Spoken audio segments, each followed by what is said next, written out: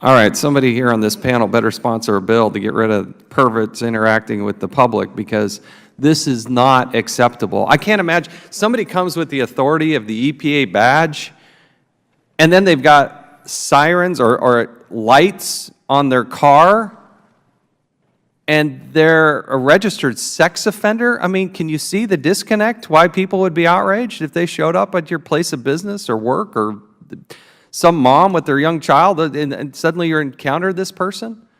And how do you stand for that? Mr. Chairman, again, certified badge law enforcement officials have special responsibilities, even more so than ordinary EPA employees. I can't believe you lost that case, but part of me thinks we're going to have to work here to, let's get the Merit Systems Protection Board up here and start explaining themselves how in the world they think this is in the best interests of the United States of America. Back to that most recent case with the child molester. You said, yeah, conclude that part about the Merit Systems Protection Board. I mean, based on the brief evidence that you shared with us, the scenario of the case, what were the other considerations that he got in order to resign from the EPA? He received a cash settlement of $55,000, I believe. I'll have to check my notes. We paid, the American people paid him $55,000 to walk away? Yes. But you know, the IG is not part of those negotiations. I'm not blaming you. You're the ones that actually highlighted this. Mr. Myberg, I mean, it's hard to hold you personally responsible for that, but I mean, we had to pay $55,000 to this person? Mr. Chairman, in this particular case, which I'm generally aware of, the case, as Mr. Sullivan noted, was one where we had proposed removal and, in fact, took removal action and were reversed by the Merit System Protection Board. How do you lose that case? It's a complicated case, and I'm not going to try to go into all the details, but the Merit System Protection Board found that the basis for the removal was not sustained, and so they reversed it. So I mean, it's just pretty stunning, isn't it? I mean, what needs to change? You both are close to this situation. What needs to change? How do we need to change the Merit Systems Protection Board? Because what's not happening is we're not protecting the American people and the taxpayers, and we're not protecting the employees that have to sit by this freak of a pervert. We're not protecting them. So how do we protect the employees of the EPA and the American taxpayers? What do we need to do with the Merit Systems Protection Board to get them to make the changes?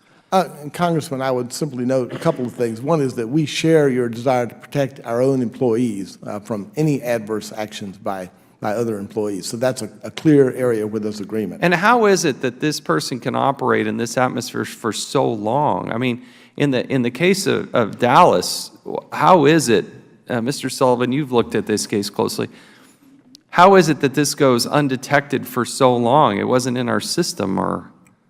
Well, it didn't go undetected. It was not reported to the IG. In 1999, our investigation revealed that the management in Region 6 in Dallas, EPA management, found out about his conviction.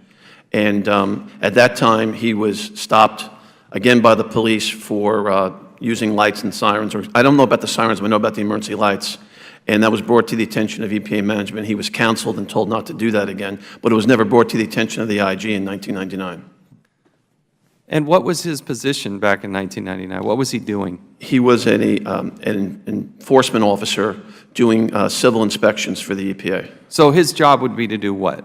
To go out to a site and look, to examine and determine if there was any environmental violations. So we put it out there interacting with the public.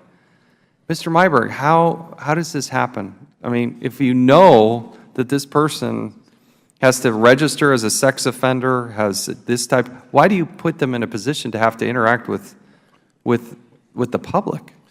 Mr. Chairman, I don't believe there's any particular rule that says that if an employee is convicted of a crime in general, that they have to then report that to the agency. Should that be the case? Should they have to report ongoing? Mr. Chairman, I think that's an important issue, and we're happy to work with you and with the Office of Personnel. I'm just asking your personal opinion. Do you believe that if you're convicted of a felony? Mr. Chairman, again, I am here in my official capacity. I would rather stay with my official answer. somebody who's convicted as a sex offender, is there an internal policy to prohibit those types of perverts from interacting with the public in person? Mr. Chairman, we've asked that question, and we do not believe that we have the authority to institute a policy to that effect. And we are not different from other agencies in that regard. But it's an important issue, and we agree with you on that. My time's expired.